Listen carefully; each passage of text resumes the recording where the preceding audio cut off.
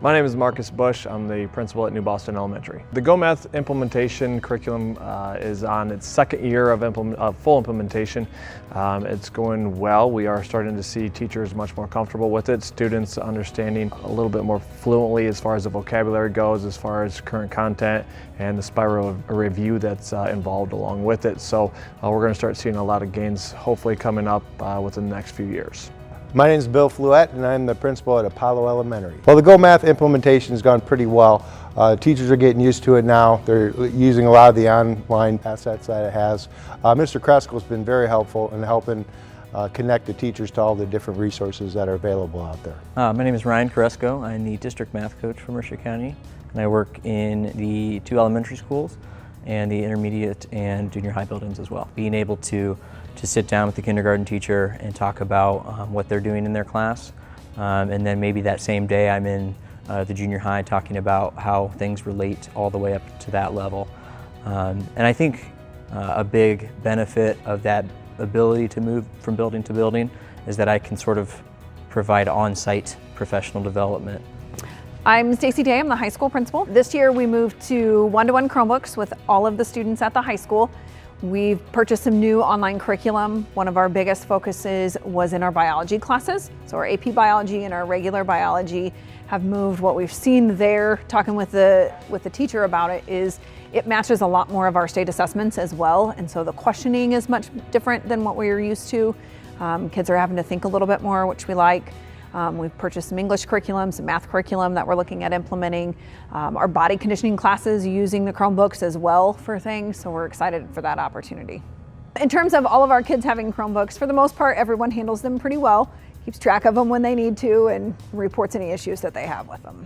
My name is Tim Seedam. I am principal at Mercer County Junior High, located in Joy. At the junior high, we have been able to go completely one-to-one this year, which was a jump in the last 2 years.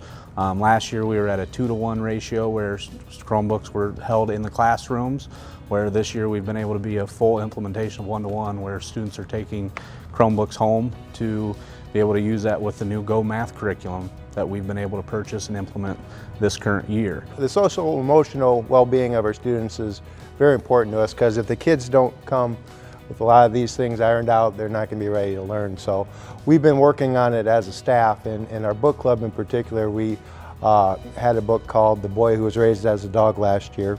And this year we got another book. It's called Building Resilience in Students that are Impacted by Adverse Childhood Experiences. And it's kind of a how-to where the tires, meet the road as far as helping our kids that come from these adverse backgrounds.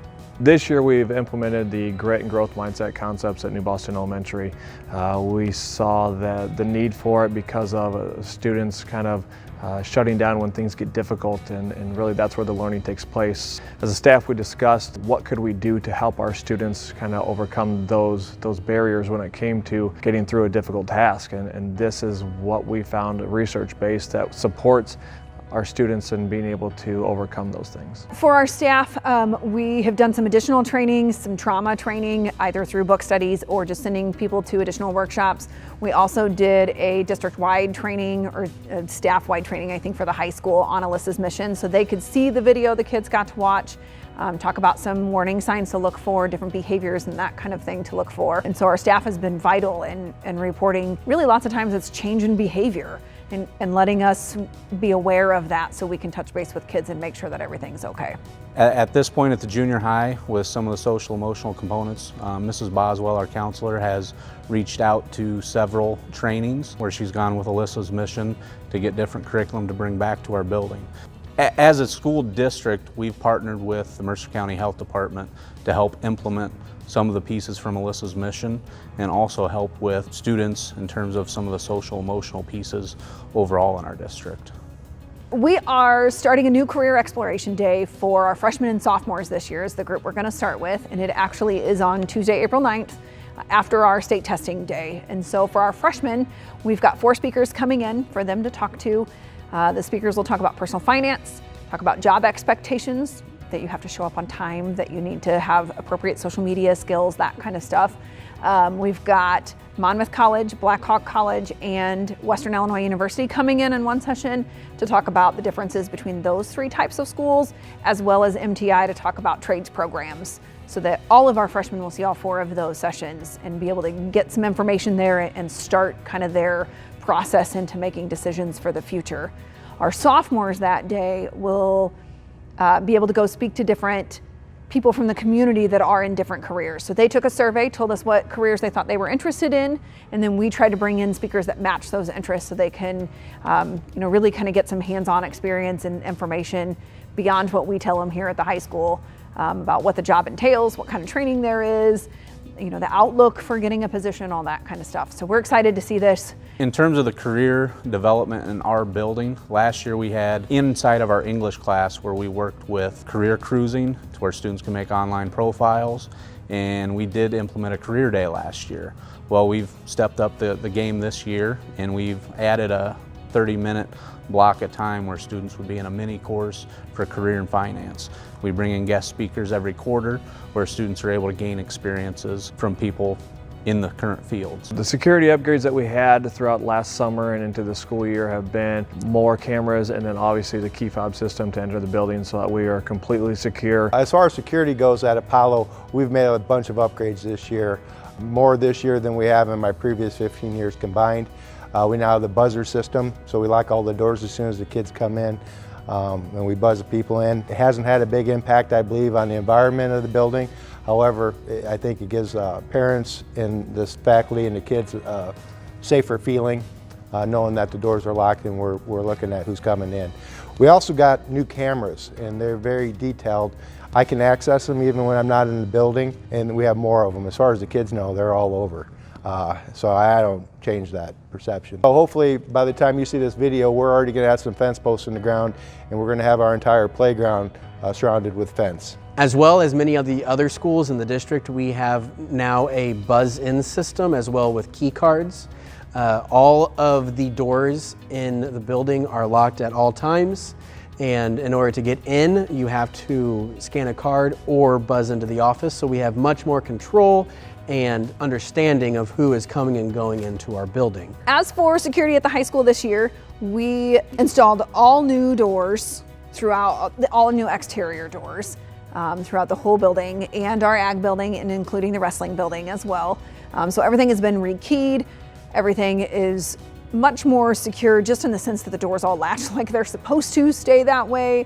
We've put a buzzer system on a couple doors so that our staff coming in and out has key cards to get in and out. The doors stay locked all of the time.